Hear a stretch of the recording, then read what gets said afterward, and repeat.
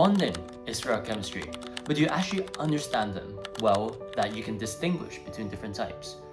In this video, I'm going to go through why bonding happens in the first place, and then I'm going to talk about the 3 different types of bonding that you need to know at GCSE chemistry. And lastly, I'm going to talk about the properties of the products that we form. So first of all, why does bonding happen in the first place? Well, besides the noble gases, which has a full outer shell of electrons, meaning that they're stable. However, for the majority of the elements in the periodic table, they don't have a full outer shell. Even though some of them can remain stable, the rest aren't. And therefore, they have to undergo something called bonding with other elements in the periodic table in order to be in a stable state and be present in nature. And one of the bondings is called ionic bonding, which involves the entire exchange of one electron or more than one electron from one element to another.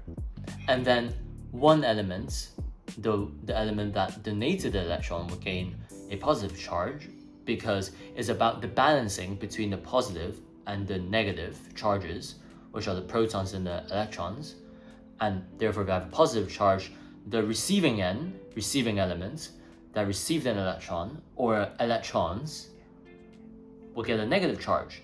And then the cations, which are the positively charged elements, and the anions, negatively charged, attract. And this forms an electrostatic attraction, which forms the ionic bond. And let me illustrate it using an example of salt, which is NaCl. And so in this case, chlorine is missing 1 electron in order to be stable, because it already has 7, and sodium in its outer shell is 1, so this will be sodium's 3rd electron shell. And if sodium gave away this electron, then it would still have 2 electron shells remaining, so it wouldn't run out of electrons essentially, because I'm only showing the outermost electron. And so sodium in this case, in order to become stable, it would donate its outer shell electron to chlorine, and chlorine will then get 8 electrons and thus become stable. And so what will happen is that sodium would have its 2nd electron shell left, which would have 8 outer electrons, and then chlorine would have also filled outer shell. And because sodium lost an electron while the number of protons didn't change, so it has a positive charge, and then chlorine would have a negative charge because proton number doesn't change but it gains an electron. And so then here a strong electrostatic attraction happens. And since in nature there isn't only 2 atoms, 1 sodium, 1 chlorine atom. In nature, there are many of these. And so this electrostatic attraction leads to a giant ionic lattice forming. And this ionic lattice is incredibly strong because of this strong attraction between the positive and negative charges, forming this really strong electrostatic attraction, creating this very strong structure. And I want to talk a little bit more about why this bonding, this exchange of electrons, happened in the first place, because, okay, let's think of it as sort of like a game. Both atoms, any atom in nature, wants to become stable. And in order to become stable, the requirement is that they need a filled outer shell electron. And so for sodium, the most energetically favorable way, which is the way that requires least energy, is it losing 1 electron, because the alternative will be it gaining another 7 electrons, which will require much more energy than losing an electron, because by losing an electron, you're overcoming the attraction from the nucleus. And by attracting electrons, you're overcoming the energy that of the electron repulsions within the shell. And at this level, we don't have to go into too much detail about which one is greater, which one is smaller. However, let's just assume it's almost the same. Some energy is required to do either process. And so in this scenario, the energy needed to lose the electron to overcome the attraction between the electron and protons in the nucleus is smaller than gaining 7 electrons for sodium. And so therefore it will lose this electron for sodium. For chlorine, it's more energetically favorable to gain the electron because the alternative will be at losing 7, and it will require much more energy compared to gaining this. And so this is what will happen in nature.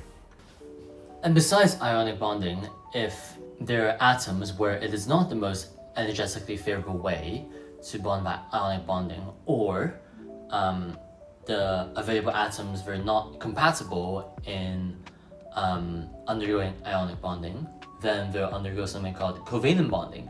And this is common in atoms where they are reluctant in giving away electrons. And so covalent bonding is common in non-metal atoms, so it's bonding between non-metals and non-metals. Because non-metals are on the right side of the periodic table, and in their outermost electron shell, relatively more electrons compared to atoms on the left of the periodic table. And so it is harder to remove the electrons.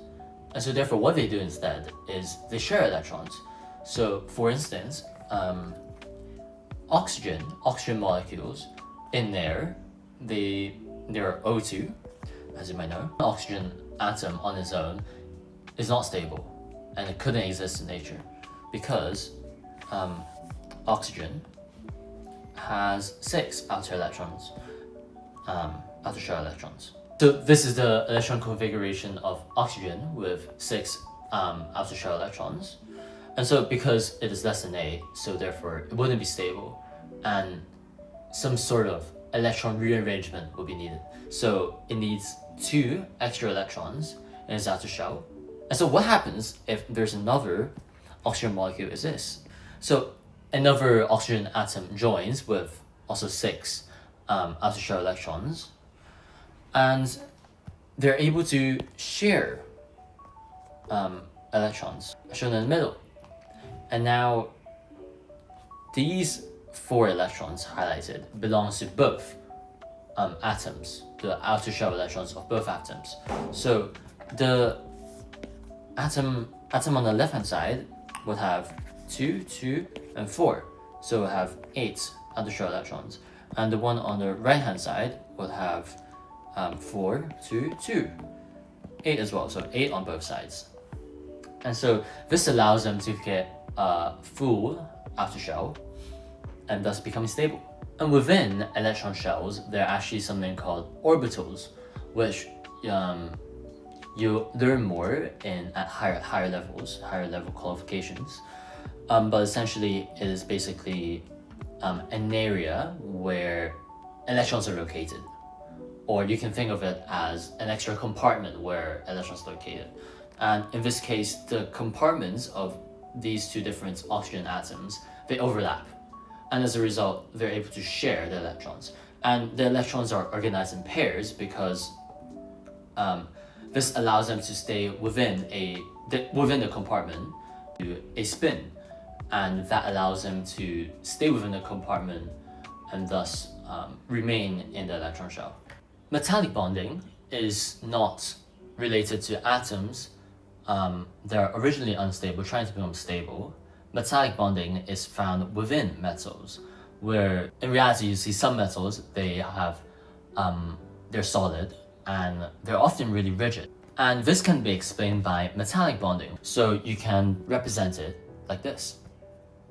So these positively charged metal ions have a regular arrangement. So they look something like this. And then you have electrons. The first reason why electrons can be delocalized is because it requires relatively little energy, because usually metals have only 1, 2, or 3 electrons in their outer shell. And the benefit of delocalizing is there's less electron repulsion. Imagine if there were so many metal atoms stacked together, and if you don't have delocalized electrons, then there will be a lot of electron repulsion within each atom. And so by delocalizing, there's less repulsion because it's more spread out. And after the electrons become delocalized, the metal ions become positively charged, and this positive charge causes attraction of the electrons towards the cations, and this holds the structure together. And because each metal ion have this attraction from 360 degrees around its atom, this creates huge structural rigidity to the metal and allows it to be this solid, and also contributes to other properties such as being able to conduct electricity because electrons are delocalized, they are not fixed into position within each atom. They're delocalized, electrons can flow, and therefore electricity is possible. And so I hope this video has clarified your understanding of bonding for GCSE chemistry, and stay tuned for the next.